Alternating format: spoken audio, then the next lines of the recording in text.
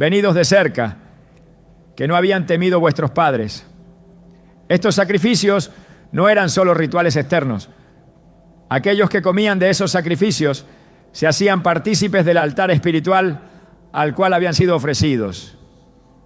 No se trataba simplemente de carne o pan. Se trataba de alianzas invisibles que se sellaban por medio de la ingestión. Y esta realidad espiritual, aunque antigua, sigue activa hoy.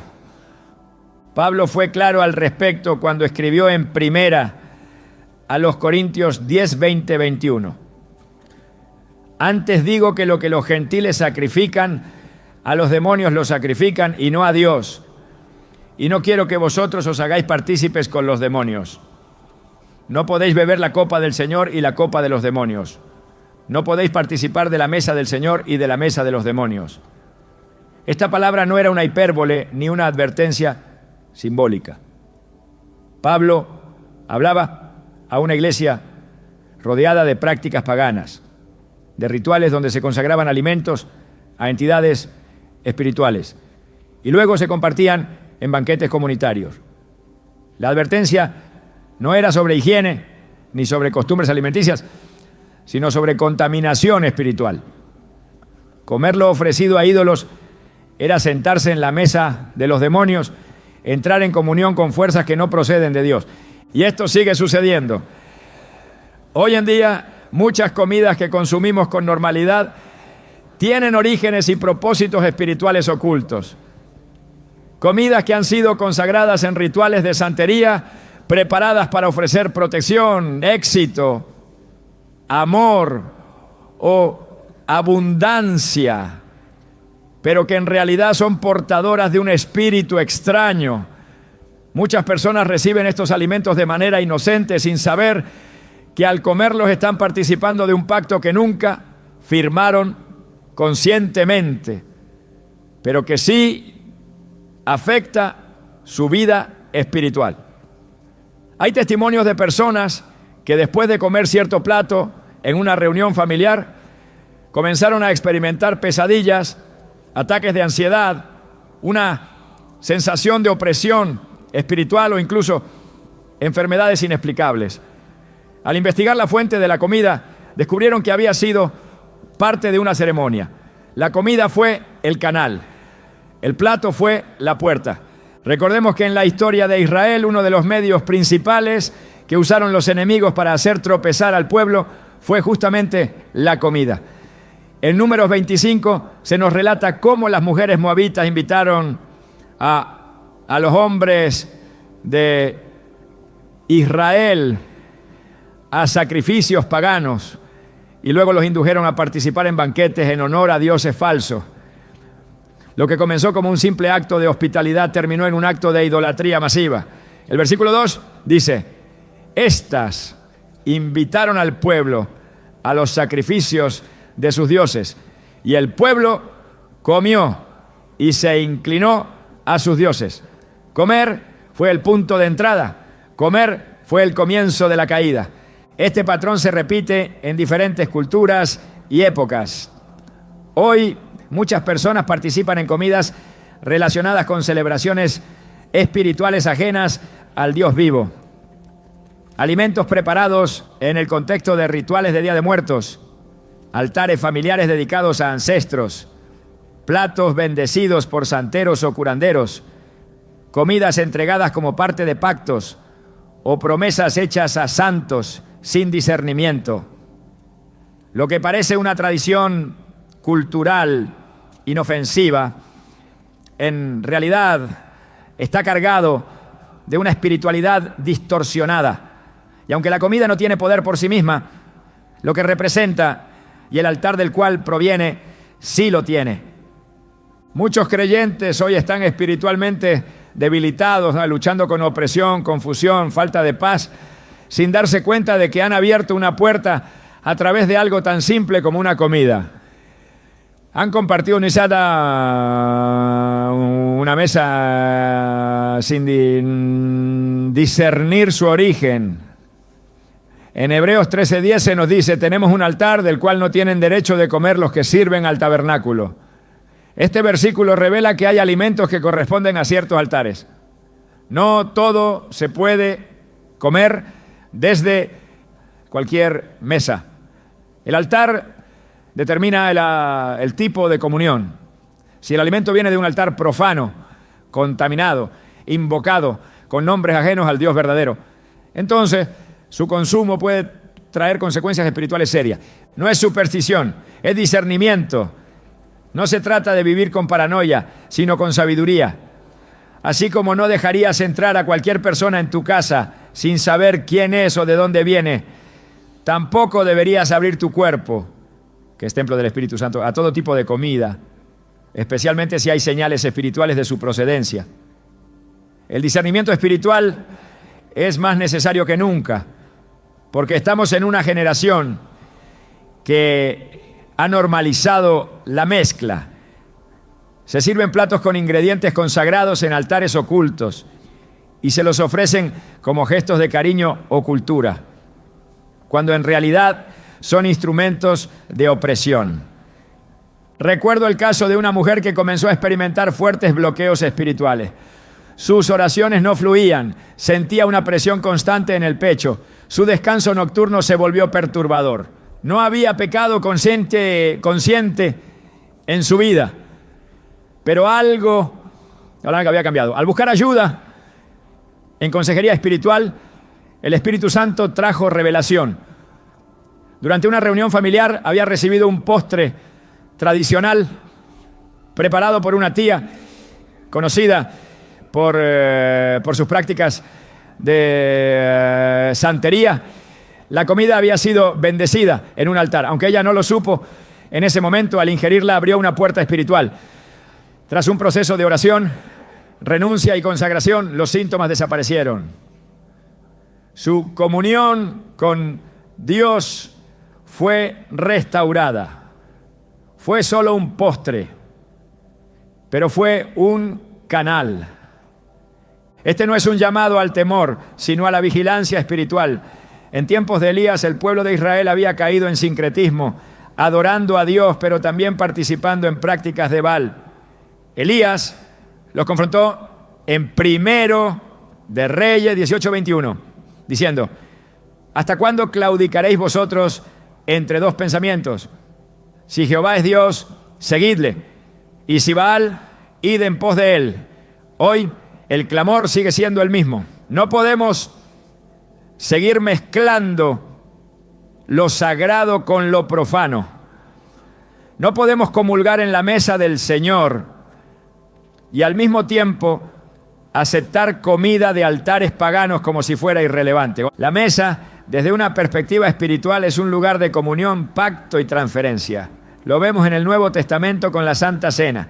Cuando Jesús parte el pan y comparte el vino, no está simplemente dando un símbolo visual, está transmitiendo vida, alianza, herencia. En Lucas 22, 29, 20 leemos: esto es mi cuerpo que por vosotros es dado. Esta copa es el nuevo pacto en mi sangre que por vosotros se derrama. Comer de su cuerpo y beber de su sangre es participar de su sacrificio, aceptar su cobertura, su salvación. Entonces, ¿cómo ignorar que también hay comidas que transmiten otros pactos?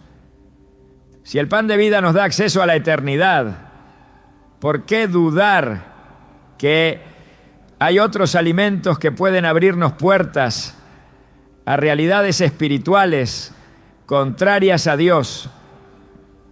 El enemigo es astuto y no necesita grandes rituales para operar. A veces todo lo que necesita es un descuido, una falta de discernimiento, una aceptación ciega. Lo que tú llamas comida, él lo llama portal. Lo que tú ves como cortesía, él lo ve como oportunidad. Cada vez que comemos algo sin preguntarnos de dónde viene espiritualmente, corremos el riesgo de sentarnos en una mesa que no ha sido preparada por Dios. Por eso debemos volver al principio de consagrar todo lo que recibimos. En 1 Timoteo 4, 4-5 se nos dice: porque todo lo que Dios creó es bueno, y nada es de desecharse si se toma con acción de gracias, porque por la palabra de Dios y por la oración es santificado. Pero observa bien el énfasis. Si se toma con acción de gracias, si se ora, si se consagra. Esto no es automático. No todo lo que se presenta como comida debe ser recibido sin filtro. Orar por los alimentos no es una rutina religiosa, es un acto de santificación. Es declarar que ese alimento ha sido separado del uso común, limpiado de toda consagración ajena, dedicado al servicio de Dios. Cuando la iglesia retome el poder de la oración, cuando cada creyente comprenda que comer también es un acto espiritual, las puertas que hoy están abiertas por descuido comenzarán a cerrarse. La opresión será reemplazada por libertad.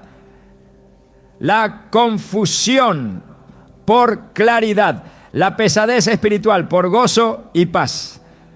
Porque el pueblo de Dios no fue diseñado para vivir mezclado, sino para vivir separado, santo, consagrado. Y esa consagración comienza en la mesa. No importa si el alimento fue preparado con las mejores intenciones. Si su origen está ligado a prácticas espirituales que no honran a Dios, entonces debemos alejarnos. Así como Daniel se negó a comer los manjares del rey porque entendía que eran parte de una cultura y una consagración pagana, también nosotros debemos tener la valentía de decir no. Daniel 1:8 dice, y Daniel propuso en su corazón no contaminarse con la porción de la comida del rey. Esa decisión aparentemente pequeña fue el inicio de una vida marcada por la excelencia espiritual y el favor de Dios. La pureza comenzó por lo que no quiso comer.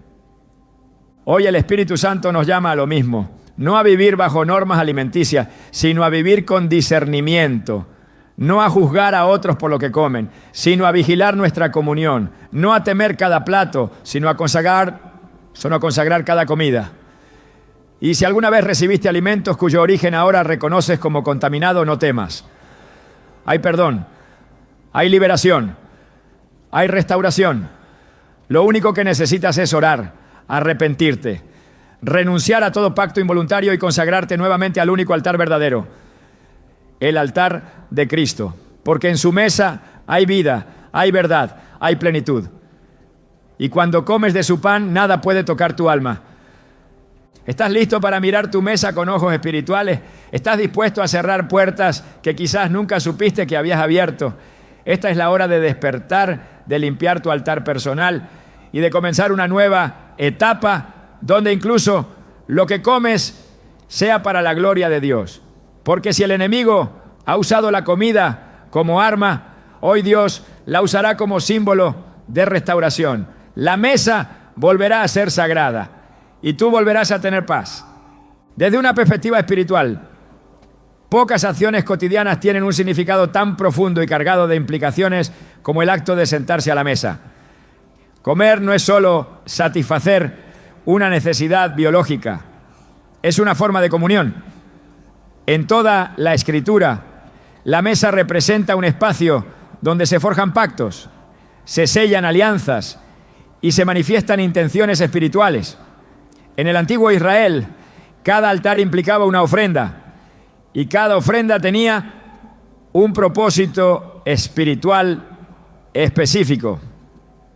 Comer en este contexto era participar de ese propósito.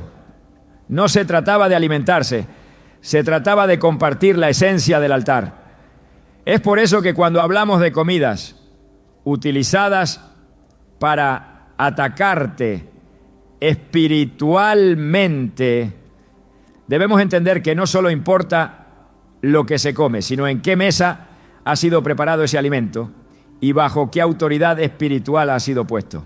Desde el Génesis hasta el Apocalipsis, la mesa es una plataforma espiritual.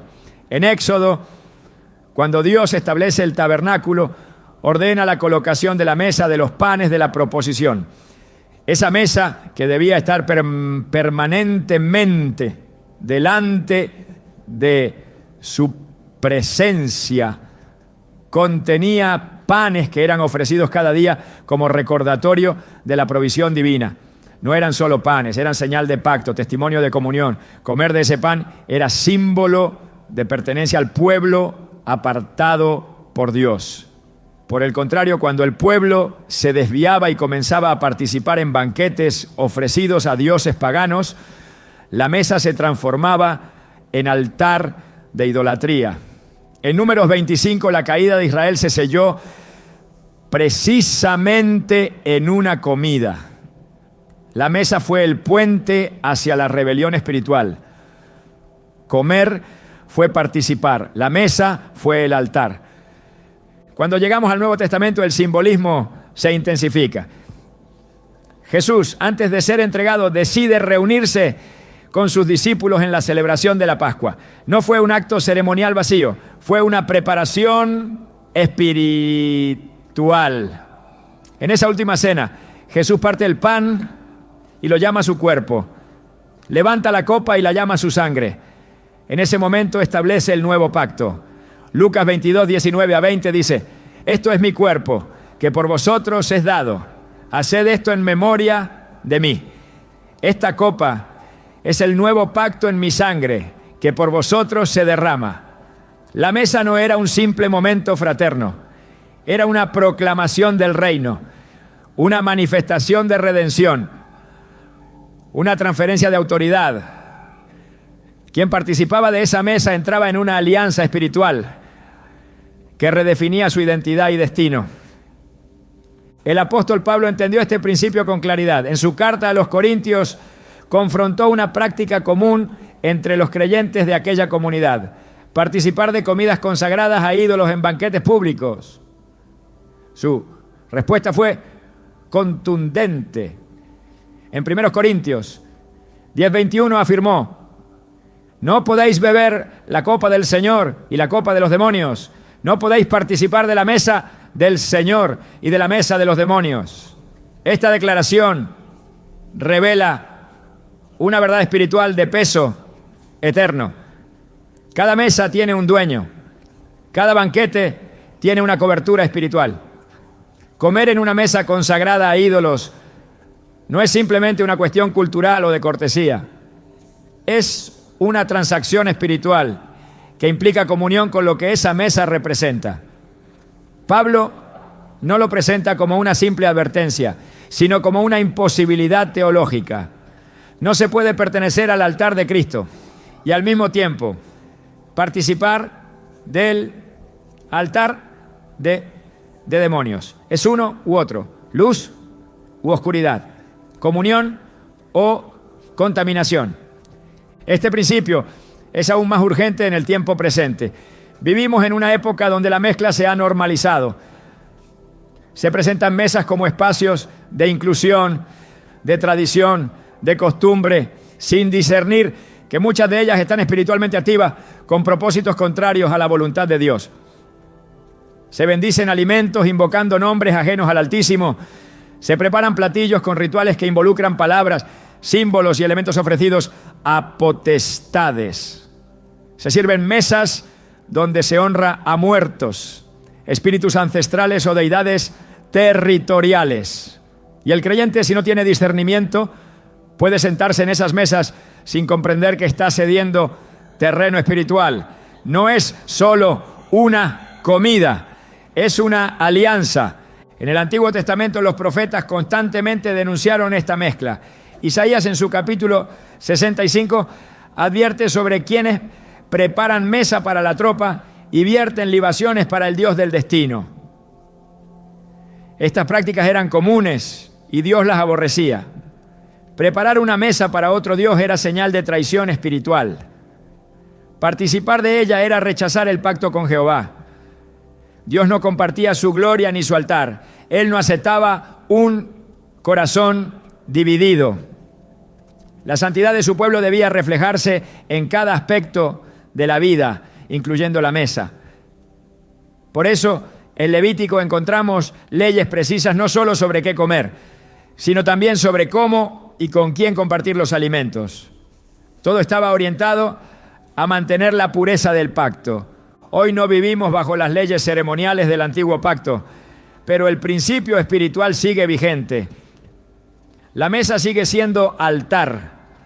La comida sigue siendo acto espiritual. Y el enemigo, sabiendo esto, ha hecho de la comida una herramienta para establecer comunión con su reino. En muchas prácticas ocultistas, las comidas juegan un rol central. Se preparan ofrendas comestibles para establecer pactos, llamar espíritus, obtener favores. Se colocan alimentos en altares domésticos para honrar entidades espirituales. Se realizan cenas rituales donde cada plato representa una invocación. La intención no está en la comida, sino en la mesa. Lo que se transfiere no es el sabor, sino la comunión espiritual que esa mesa representa. Por eso es imprescindible entender que no toda mesa es compatible con la mesa del Señor. No toda invitación es inofensiva. No toda comida debe ser aceptada sin discernimiento. En Hebreos 13:10, el autor declara: tenemos un altar del cual no tienen derecho de comer los que sirven al tabernáculo. Esta afirmación no solo establece separación, sino exclusividad. Hay un altar reservado para el pueblo del pacto. Y participar de él requiere pureza, santidad, discernimiento. No se trata de legalismo, se trata de fidelidad espiritual. Comer en el altar correcto es parte de vivir bajo la cobertura del pacto eterno. Jesús mismo, cuando confrontaba a los religiosos de su tiempo, no los acusaba solo por su doctrina, sino también por sus actos externos que revelaban una falta de integridad espiritual. En Mateo 23:25 les dijo: ¡ay de vosotros, escribas y fariseos, hipócritas! Porque limpiáis lo de fuera del vaso y del plato, pero por dentro estáis llenos de robo y de injusticia. La comida no era el problema era el corazón detrás del acto. La mesa no era santa solo por su apariencia, sino por su consagración. Este principio nos lleva a una reflexión profunda sobre nuestras propias mesas. ¿Quién las preside? ¿Quién las consagra? ¿Qué tipo de comunión ocurre cada vez que comemos? La Escritura nos muestra que incluso el cielo se representa como un banquete. En Apocalipsis 19:9 se menciona: bienaventurados los que son llamados a la cena de las bodas del Cordero. Esta es una imagen gloriosa, una fiesta espiritual donde la mesa es presidida por Cristo mismo. Cada vez que nos sentamos a comer, estamos ensayando ese día. Pero si nuestra mesa está consagrada a otros propósitos, si nuestra comida está ligada a otras autoridades espirituales, entonces estamos ensayando un banquete equivocado. Nos estamos preparando para una comunión contraria a la del reino. En este contexto, la oración por los alimentos no debe ser una costumbre vacía.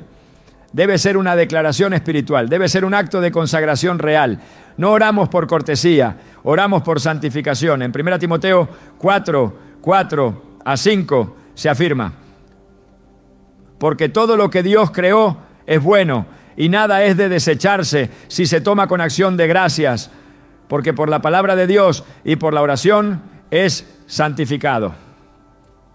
El alimento puede ser limpiado si está bajo el dominio de Dios, pero si ha sido preparado en un altar extraño, si ha sido ofrecido con intenciones contrarias al reino, no puede ser asumido con ligereza. La oración no anula pactos previos si no hay discernimiento, renuncia y consagración real. Por eso es esencial que el creyente no solo ore, sino que discierna. No basta con rechazar lo abiertamente maligno. Es necesario discernir lo que se presenta como neutral, pero tiene origen espiritual contaminado. El enemigo rara vez se manifiesta con evidencias explícitas. Su estrategia más efectiva es el disfraz. Lo presenta como tradición, como costumbre, como afecto cultural, pero detrás de cada plato puede haber una intención espiritual. Y si el creyente no se detiene a examinar la mesa, terminará participando de pactos que comprometen su pureza espiritual sin siquiera saberlo. La falta de discernimiento ha llevado a muchos a vivir en esclavitud sin comprender la causa. La solución no está en vivir con miedo, sino con sabiduría.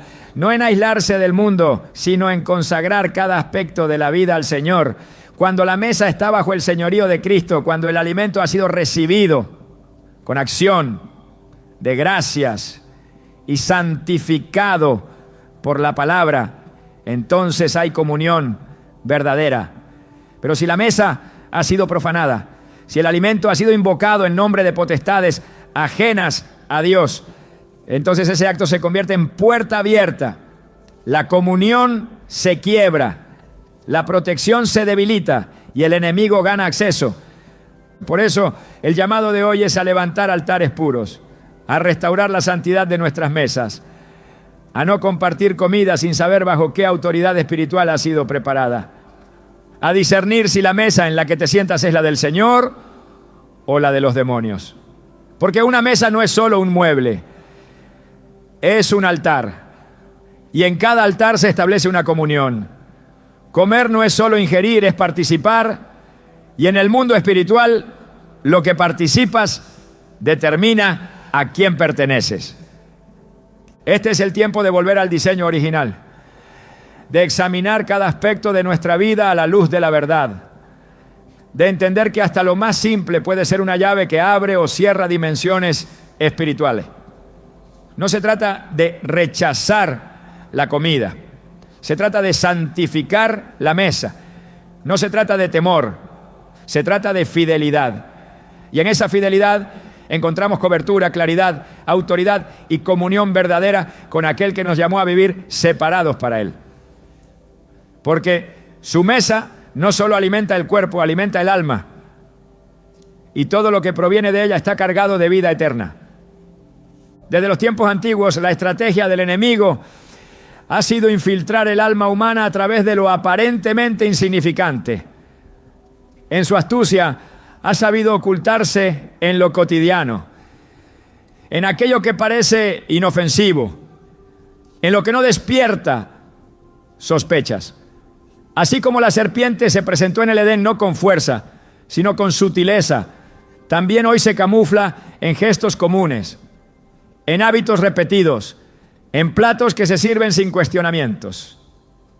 Uno de los ataques más eficaces contra la vida espiritual del creyente ocurre en un terreno que muchos no vigilan: el discernimiento. El enemigo sabe que cuando la mente está nublada, la voz de Dios se vuelve lejana. Cuando el discernimiento se debilita, la dirección del Espíritu Santo es reemplazada por la confusión, la duda o el silencio.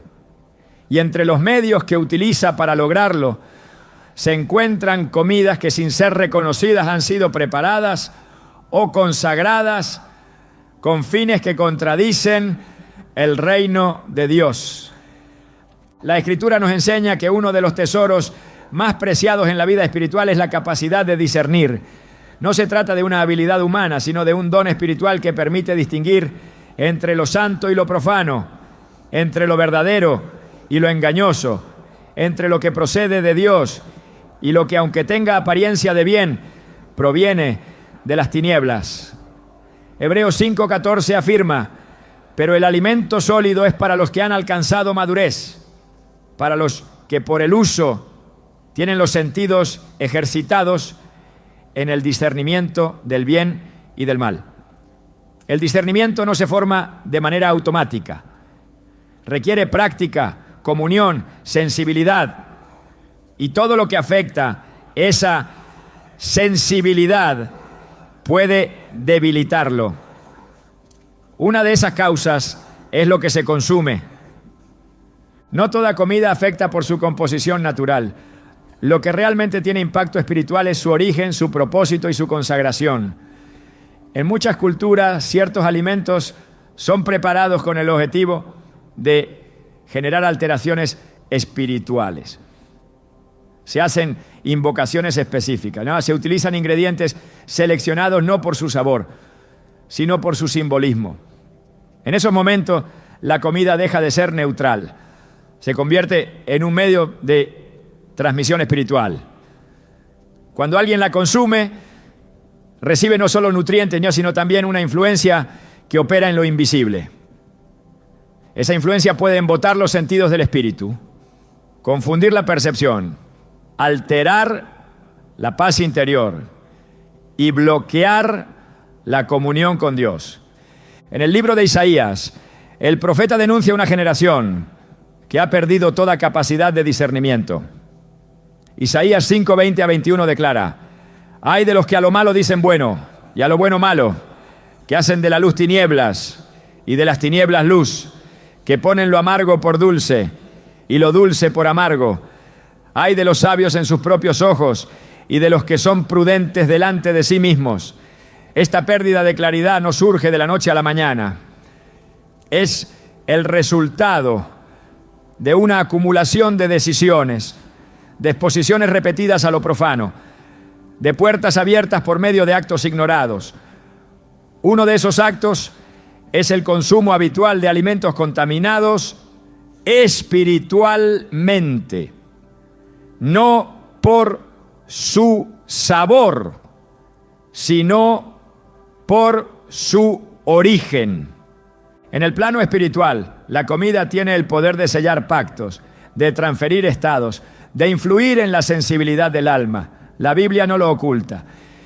En Génesis 3, la caída del hombre comienza con un acto de alimentación. La mujer vio que el fruto era agradable a los ojos, deseable para alcanzar sabiduría, y comió. Ese acto cambió su percepción, no solo física, sino espiritual. Después de comer, sus ojos se abrieron, pero no para ver con claridad, sino para experimentar vergüenza. El discernimiento fue sustituido por la confusión. El pecado entró por medio de una comida. Lo que se consume afecta lo que se percibe. Hay comidas que han sido consagradas con el objetivo de sedar el alma. El enemigo no necesita ataques frontales cuando puede operar a través de lo sutil. Una comida ofrecida en honor a espíritus ajenos, aunque sea presentada como cortesía, puede traer confusión espiritual.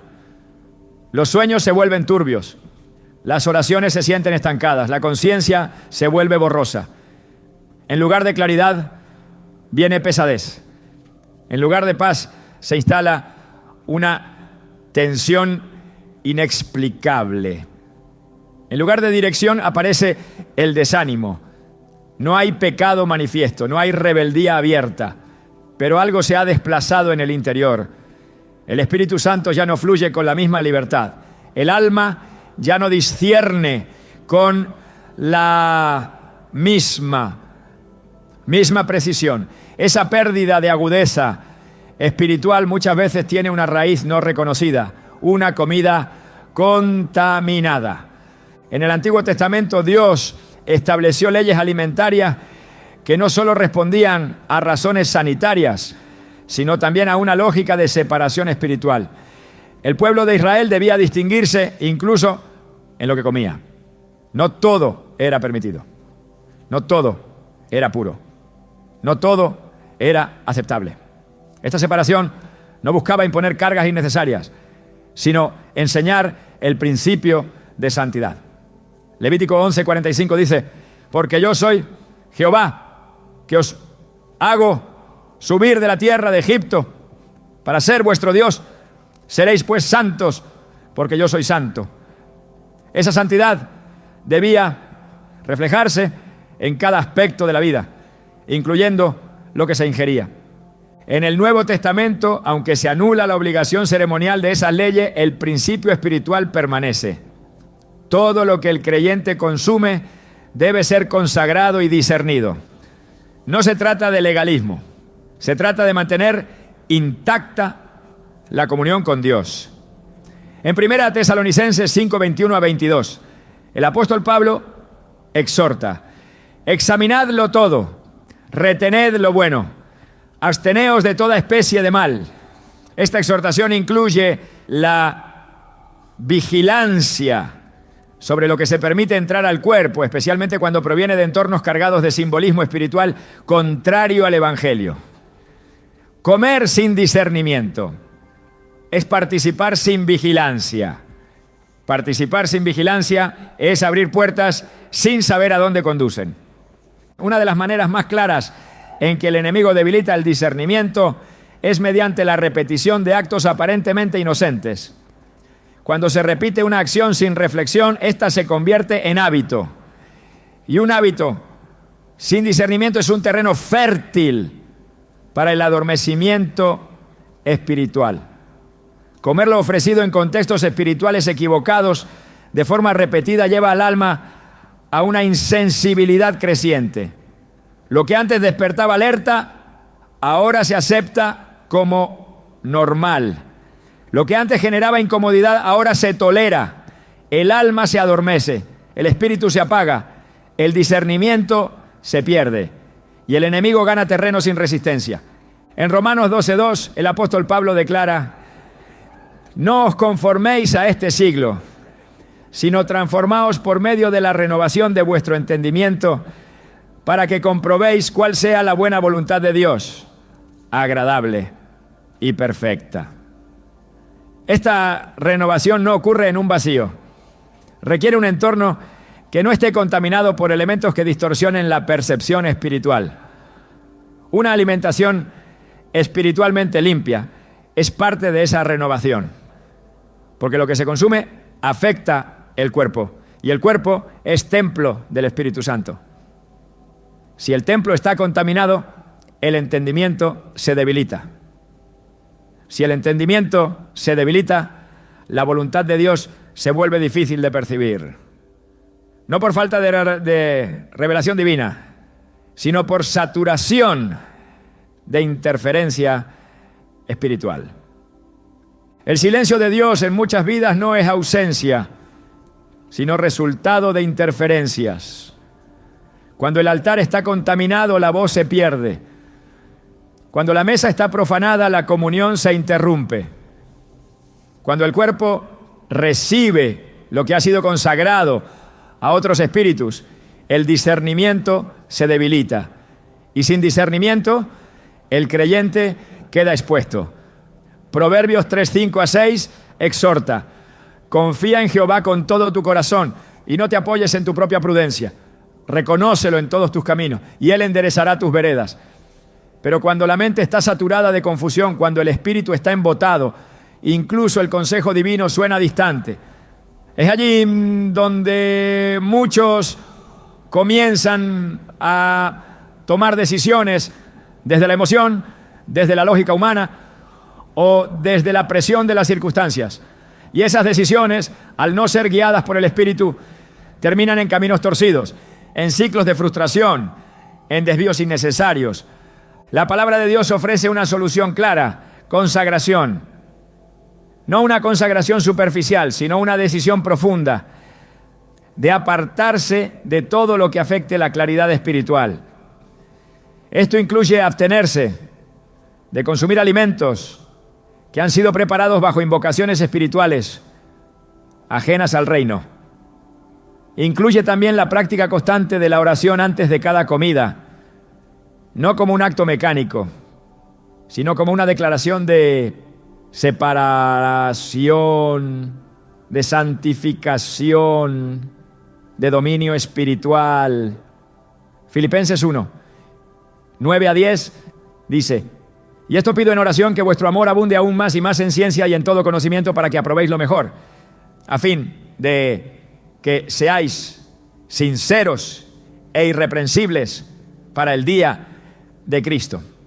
Ese conocimiento incluye el discernimiento necesario para aprobar solo aquello que fortalece el espíritu, no lo que lo debilita. Cuando el discernimiento es restaurado, la comunión se vuelve fluida. La oración se siente viva, la palabra adquiere frescura, la guía del Espíritu se vuelve constante. Y muchas veces ese cambio ocurre cuando se identifica la raíz de ver el embotamiento espiritual. A veces esa raíz no está en un pecado oculto, sino en un acto inadvertido, haber consumido algo que selló una alianza equivocada.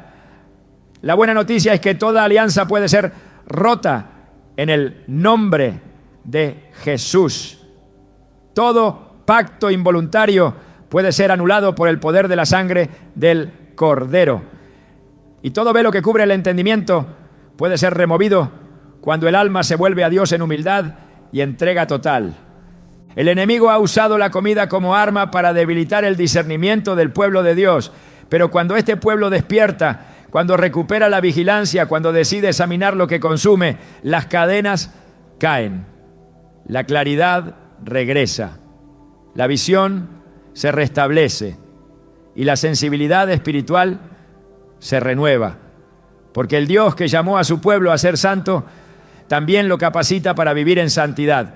El Espíritu Santo no se apaga por accidente, se apaga cuando el templo se contamina. Pero si ese templo se limpia, si esa mesa se santifica, si ese cuerpo se consagra, entonces la voz de Dios vuelve a resonar con fuerza, guiando, corrigiendo, fortaleciendo y llevando a cada hijo a la plenitud del propósito para el cual fue llamado. Este es el tiempo de restaurar la mesa, de revisar con qué nos alimentamos, de renunciar a toda comida que haya sido contaminada espiritualmente, de elegir una vida de discernimiento, no por miedo, sino por amor a aquel que nos compró con su sangre. Porque el alma que discierne es el alma que permanece firme. Y la vida que vigila lo que consume es la vida que permanece encendida por la llama del Espíritu. El enemigo no siempre ataca con violencia frontal. Muchas veces su estrategia es mucho más sutil, mucho más refinada, mucho más camuflada. No se presenta con forma de monstruo ni con gestos amenazantes, sino que se esconde detrás de lo común, lo cultural, lo tradicional, lo aparentemente inofensivo. En esa sutileza se encuentra el verdadero peligro. Porque mientras el creyente baja la guardia por creer que todo está bajo control, se abren puertas que afectan la dimensión espiritual sin que haya conciencia de ello. Dentro de estas estrategias, una de las más efectivas ha sido siempre disfrazar lo profano con apariencia de afecto, lo oscuro con forma de costumbre, lo consagrado a las tinieblas con el disfraz de lo familiar. Comidas presentadas como gestos de amor, ofrendas que no parecen tales, mesas que no se identifican como altares, pero que en el mundo espiritual tienen una carga densa y peligrosa. La Escritura lo revela una y otra vez. Satanás no se disfraza de amenaza, sino de ángel de luz. Pablo lo declara en 2 Corintios 11:14. Y no es maravilla, porque el mismo Satanás se disfraza como ángel de luz. Este disfraz puede adoptar muchas formas, pero en el contexto que estamos abordando, una de las más frecuentes es la comida. No hablamos de lo que está visiblemente contaminado o claramente relacionado con prácticas espirituales contrarias a Dios, sino de aquello que ha sido revestido de afecto, de tradición, de celebración, de empatía. Ofrecer comida es una de las formas más comunes de mostrar cercanía, de establecer vínculos, de compartir. Pero cuando esa comida ha sido utilizada como ofrenda, cuando ha sido consagrada a una entidad espiritual, cuando ha sido colocada en un altar pagano, entonces su función cambia completamente. Lo que parece un acto de hospitalidad se transforma en un canal de transferencia espiritual. Esto ocurre con más frecuencia de lo que se cree. En muchas culturas se preparan alimentos con intención espiritual, aunque quienes los reciben no lo sepan. Se cocinan platos específicos durante fechas marcadas por celebraciones espirituales ajenas al Evangelio. Se colocan alimentos en altares familiares donde se rinde culto a los muertos, a los espíritus ancestrales, a entidades regionales que, aunque hayan sido incorporadas como parte del folclore, no son más que manifestaciones demoníacas. En esos contextos la comida deja de ser neutral, se convierte en una extensión del altar, y cuando alguien la recibe sin discernimiento, está recibiendo más que un gesto. Está participando de una comunión espiritual con aquello que ha sido invocado o adorado a través de ese acto. La palabra es clara en cuanto a los peligros de esta participación. En Deuteronomio 32:38, Dios confronta al pueblo diciendo: ¿dónde están sus dioses? La roca en quien se refugiaron, los que comían la grosura de sus sacrificios y bebían el vino de sus libaciones. Que se levanten y los ayuden, que les sirvan de refugio. Esta declaración no es simbólica, es literal. Comer de los sacrificios ajenos era volverse cómplice de su adoración. Era decir con el acto lo que no se decía con las palabras. Era establecer una relación espiritual con aquello a lo que se ofreció el alimento. En el mundo visible todo parece inocente, pero en el mundo invisible cada acción tiene una resonancia. Participar de una comida que ha sido ofrecida a los muertos o a los ídolos es aceptar una alianza espiritual que no honra al Dios verdadero. Y en esa alianza se pierde autoridad.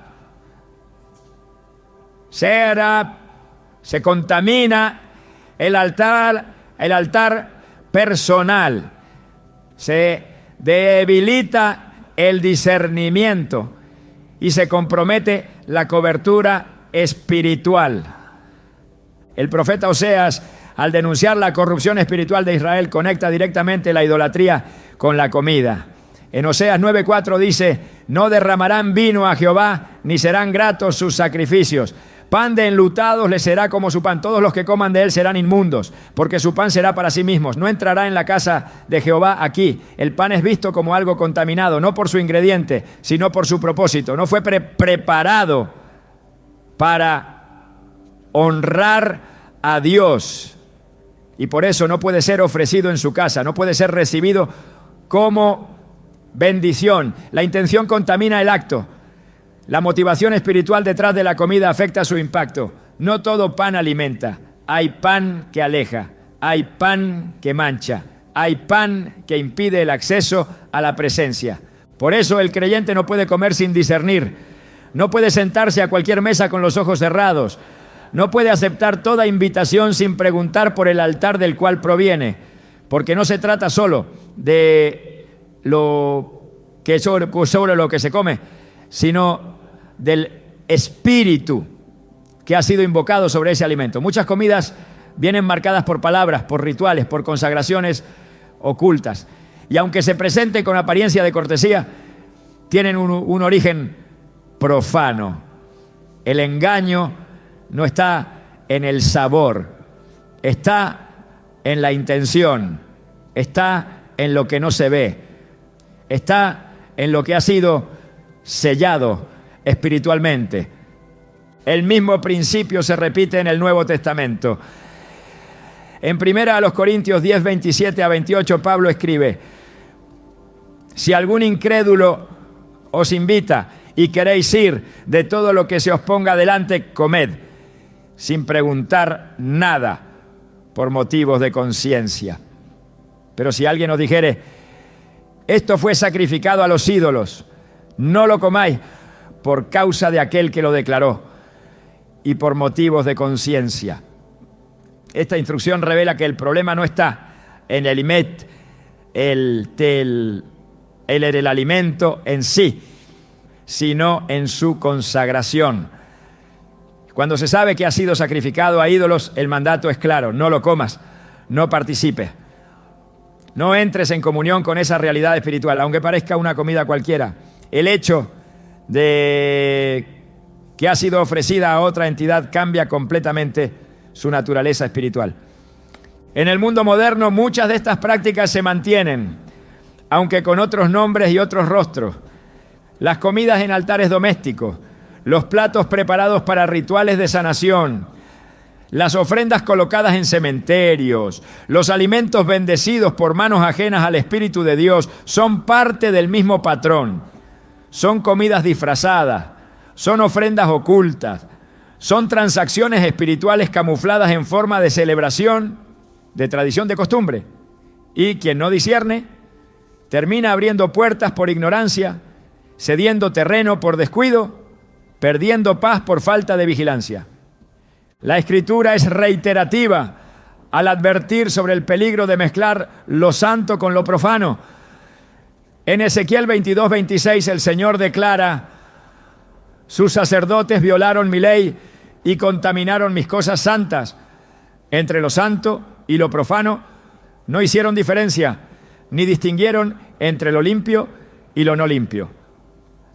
Esta falta de discernimiento no solo es una falta leve, es una transgresión grave, es una violación del orden espiritual, es una negación del principio de separación que caracteriza a un pueblo apartado para Dios. Comer lo que ha sido consagrado a otro espíritu es confundir el altar, es profanar la mesa, es negar con los hechos la santidad que se profesa con los labios. Y el precio es alto: la pérdida de sensibilidad espiritual, la aparición de confusión persistente, el debilitamiento de la oración, la entrada de pensamientos extraños, la manifestación de pesadez en la atmósfera espiritual. Todo esto puede ser consecuencia de haber participado, incluso sin quererlo, en comidas que no fueron solo alimentos, sino transmisores de realidades espirituales contrarias al reino. El creyente debe estar atento.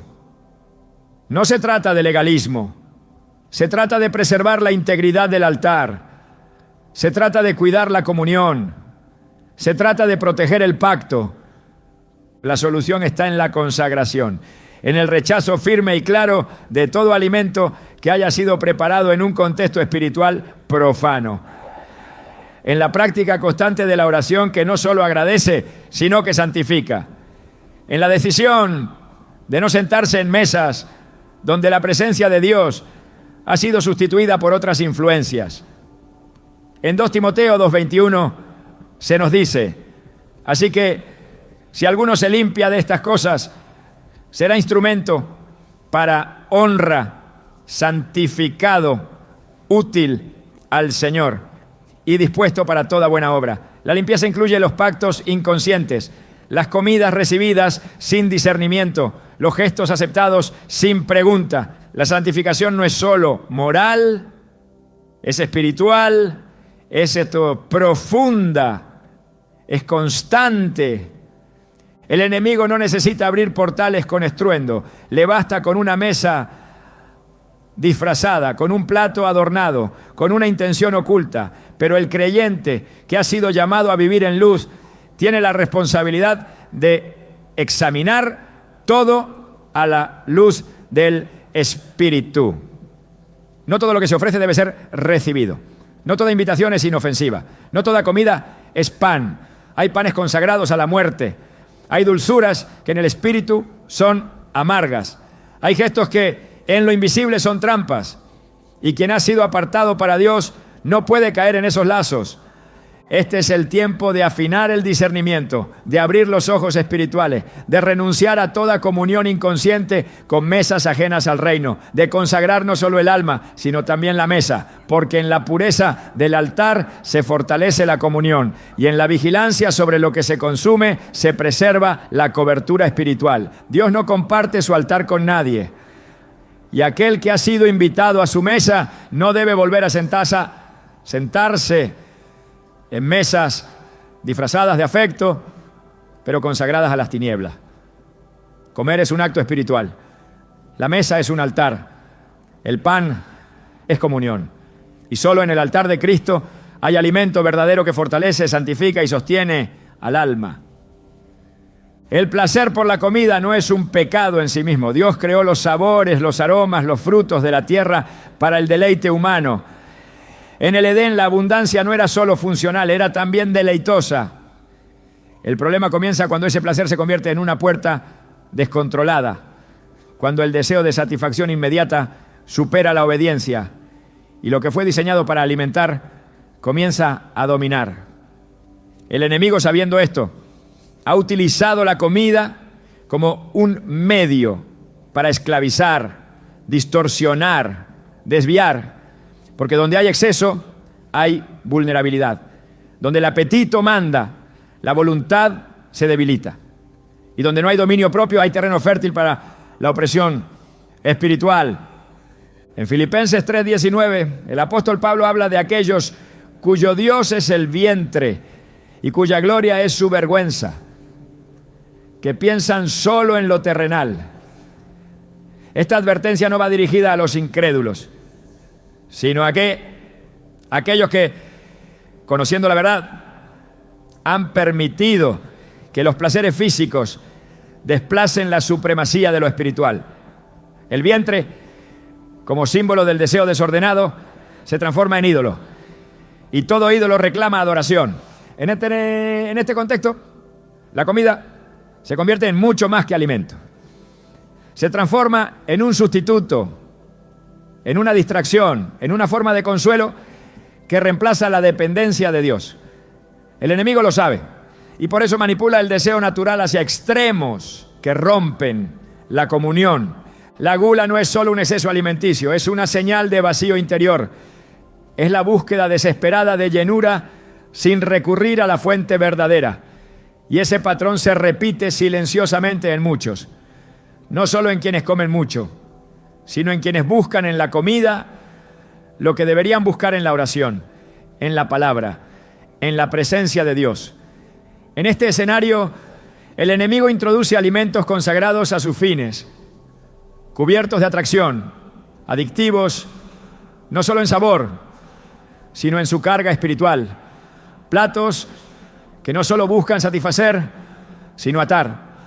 Alimentos preparados con la intención de seducir el alma, de nublar el entendimiento, de crear hábitos que ahogan la sensibilidad espiritual. Porque mientras más se sacia el cuerpo con lo prohibido, más se apaga la voz del espíritu.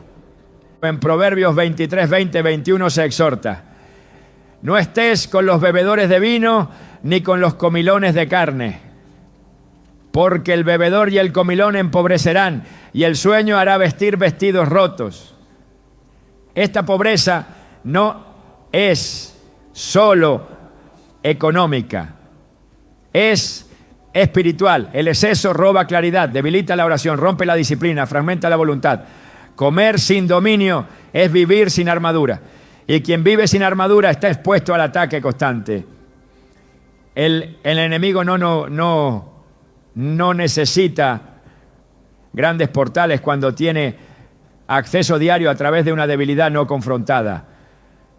Por eso, quien quiere mantenerse firme debe mirar su mesa con discernimiento, porque lo que parece deseo puede ser un yugo. Y lo que se tolera en lo físico puede esclavizar en lo espiritual. El alma no se fortalece solo con lo que evita, sino con lo que escoge abrazar. Así como hay comidas que contaminan, también hay alimento que vivifica, que limpia, que renueva desde lo profundo. La Escritura no deja espacio para la neutralidad. Si el enemigo tiene mesas que debilitan, Dios ha dispuesto un banquete que edifica. En Juan 6:35 Jesús declara: yo soy el pan de vida. El que a mí viene nunca tendrá hambre. Y el que en mí cree no tendrá sed jamás. No se trata de una metáfora vacía, se trata de una afirmación absoluta sobre la única comida que no solo sacia, sino que transforma la esencia de quien la recibe. Ese pan no está compuesto por harina ni fermento. Es la presencia viva de Cristo en el interior del creyente. Es la palabra revelada que alimenta el espíritu. Es la obediencia que madura el carácter. Cada vez que el alma decide alimentarse de lo eterno, se hace más fuerte ante lo que antes la doblegaba. Mientras la comida consagrada a ídolos apaga la voz del espíritu, el alimento que viene de Dios la afina, la despierta, la amplifica. Por eso Jesús, al ser tentado en el desierto, respondió con autoridad en Mateo 4:4. No solo de pan vivirá el hombre, sino de toda palabra que sale de la boca de Dios. Esta es la base sobre la cual se construye una vida inmune a las trampas espirituales que se presentan en forma de alimentos contaminados. El creyente no ha sido llamado a una dieta física, sino a una dieta espiritual. Lo que sostiene al hombre interior no es lo que entra por la boca, sino lo que es recibido en el corazón por medio de la verdad. El alimento espiritual no tiene apariencia, pero tiene efecto. Transforma la forma de pensar, de hablar, de reaccionar. Llena los vacíos que la comida terrenal no puede llenar. Fortalece el discernimiento. Agudiza la visión. Renueva el deseo de santidad. Esa comida viene del altar celestial. Y solo quienes renuncian a las mesas del mundo pueden sentarse a recibirla. En Apocalipsis 3:20 el Señor expresa una invitación poderosa. He aquí, yo estoy a la puerta y llamo. Si alguno oye mi voz y abre la puerta, entraré a él y cenaré con él y él conmigo. El acto de cenar con Cristo no es simbólico, es espiritual, es pacto, es comunión íntima, es transferencia de vida, de propósito, de dirección. Allí no hay manipulación, no hay oscuridad, no hay ataduras escondidas, solo verdad, solo luz, solo alimento puro. En ese banquete el alma se alinea con el cielo y recupera su fuerza original.